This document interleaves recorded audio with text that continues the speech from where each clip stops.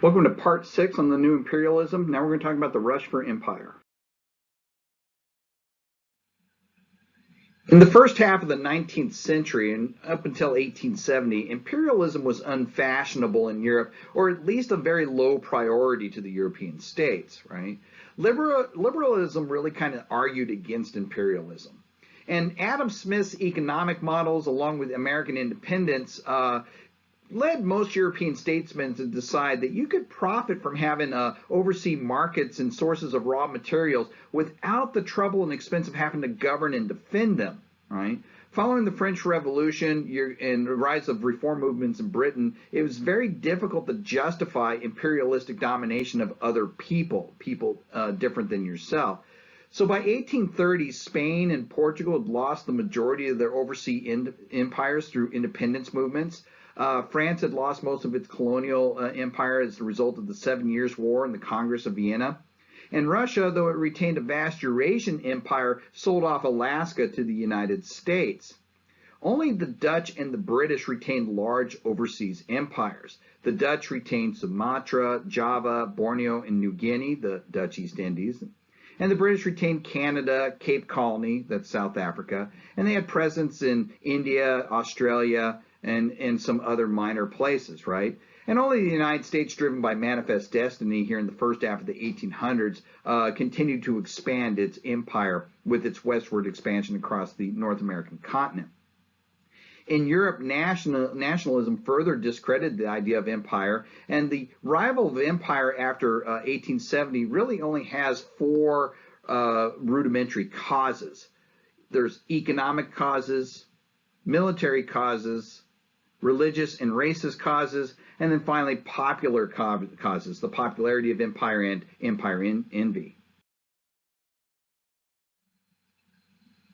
Of all the reasons for imperial rivalry, the economic reasons were certainly the most paramount. Now, it's true that the theories of Adam Smith had completely blown up the ideas of mercantilism, but that didn't do anything to stop Europeans from trying their luck abroad. Matter of fact, that Smithian laissez-faire doctrine of free trade in a way kind of encourages it, right? These men, though, would very rarely understand the cultures of the foreign people which they seem to that they gone to trade with, and would just assume that Adam Smith's ideas, that idea of natural economic laws, prevailed everywhere. So they expected locals to allow them to buy and sell with minimal interference, right? And so that as a result, Europeans were often perceived by locals as ignorant or arrogant, or at least totally insensitive to the native power structures and customs. A couple examples of this. In the late part of the 17th century, the British began importing tons of tea from China, right? But they really had nothing comparable to exchange back. So what they began doing instead is they began bringing in opium. Now, of course, opium was illegal in China, even though China did have its own illegal opium trade as it was. But this opium was being grown cheaply in British India and being brought into China. Now, this smuggling reversed the trade imbalance that was created by the tea being exported to England, right? But it also caused increased problems with addiction in China. So the Qing dynasty in China in March of 1839 is going to respond to this by confiscating British opium at the docks, and this is going to lead to the First Opium War, right? Now, the Opium War is basically the product of the British East India Company, who was managing this supply chain, this opium supply chain, right? Now, the British will win the First Opium War, right, that took place here in 1839 through 1842, and they'll use this to create spheres of influence over not only the area around Stanley Island of modern-day Hong Kong and the Chinese trade city of Guangzhou, but also the Yangtze River Valley where Shanghai and Nanjing are, right? This won't be the only time, though. The opium trade will continue, and in 1856 you'll have a second Opium War, more commonly referred to as the Arrow War, right, which is just a repeat of the first, and it's going to allow the British to extend that influence even further. Okay, the British East India Company is also going to take advantage of Indian disunity and make individual treaties with the local rulers, right? By 1850, the British East India Company had conquered or had exerted domination over the majority of the subcontinent of India and was actually maintaining the largest army in India.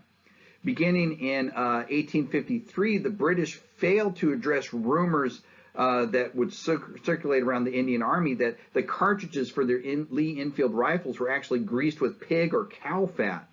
And as a result of that, that growing resentment within the Indian recruits inside the British East India Company's army, in May of 1857, there'll actually be a full-out army rebellion. Hundreds of British soldiers and civilians will be massacred as a result of this, right?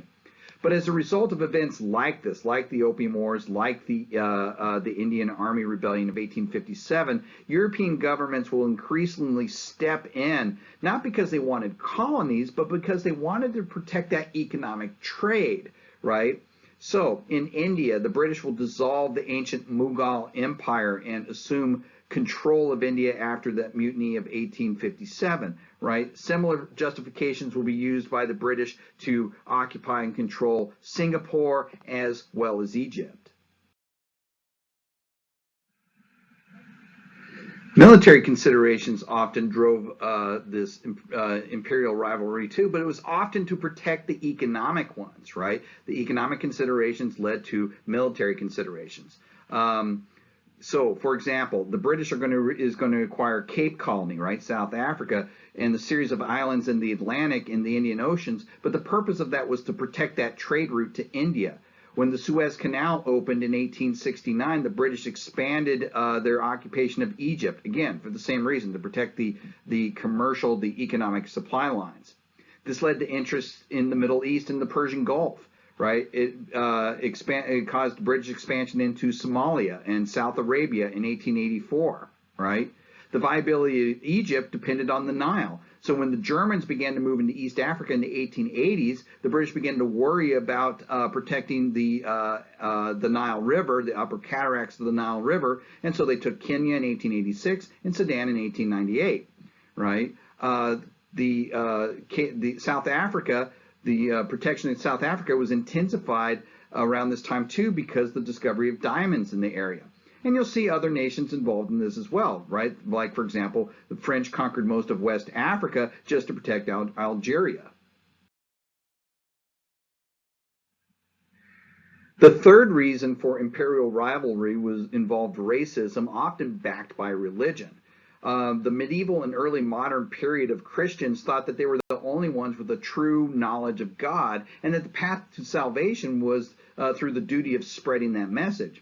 And this is why in the 16th century you get Spanish and Portuguese missionaries that will preach Roman Catholicism to Central and South Americans. In the 17th century you'll have the French missionaries do the same in Canada and the Great Lakes region. Simultaneously, you'll have Catholic missionaries that will accompany traders to China and India and Africa. Beginning in the 18th century, you'll have Protestant churches in Britain and the Netherlands and Germany will also begin to send missionaries to Africa. And in the 19th century, Catholic French and Belgian missionaries will begin ministering in West and Central Africa, right? All of these missions built churches and hospitals and schools. They introduced the native people to Western religion, Western science, technology, and medicine, right? But these missions also had a tendency to behave arrogantly towards the native cultures and traditions. Sometimes they would force conversions or destroy native shrines or undermine native beliefs, right? The 19th century science was widely thought to be another one of these features of Western life that demonstrated the superiority of Europeans, right? Darwin theory, right? And the development of social Darwinism. This idea of natural selection and its corollary, survival of the fittest, right? That justified a European class system that justified the exploitation of Africans and Asians and other groups, right?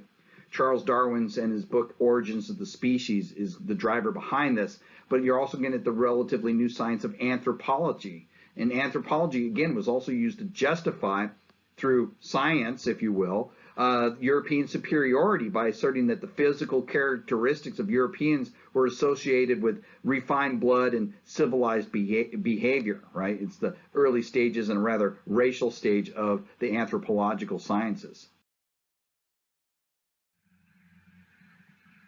And the fourth reason for this was really just the popularity of empire building, right? You start to develop empire envy.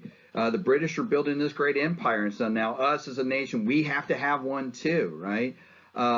Peoples of all rank like the idea of having an empire.